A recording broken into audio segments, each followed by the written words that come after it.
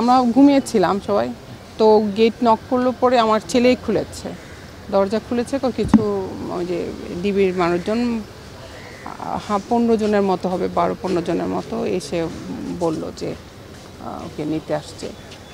তো ও dress change করলো, কিছু কাপড় নিয়ে। তারপর আমি জানতে চাইলাম আর কি যে কেন নিতে আসছেন। তো ওনারা বললো যে ওকে জিজ্ঞেস করেন বলে, তারপরে ওকে নিয়ে গেল।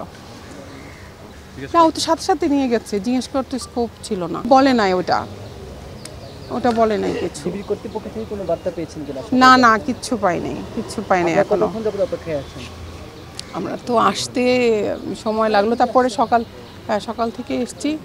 তো এখানে বলছে যে কোনো ইনফরমেশন ছাড়া তো আমরা কোনো কিছুই করতে পারবে না ওনারা।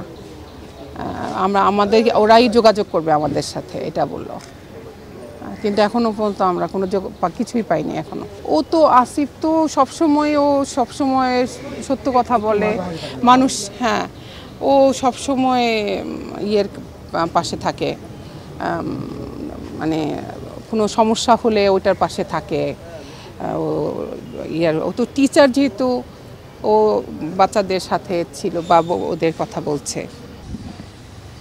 না, আমি অপরাধ মনে করছি না। মা বাবা তার সন্তানের পাশে থাকবে, শিক্ষক তার বাচ্চাদের সাথে থাকবে, এটা খুবই নর্মাল একটা প্রসিডিওর। এটা আমি কোনো অন্যায় দেখছি না। হিসাবে এই মুহূর্তে আমি আমার সন্তানকেই চাচ্ছি, আর কিছু দেখতে চাচ্ছি না। আর আল্লাহর কাছে দোয়া করছি সব যেন শান্ত হয়ে যায়, ঠিক হয়ে যায়, সুন্দর হয়ে যায়।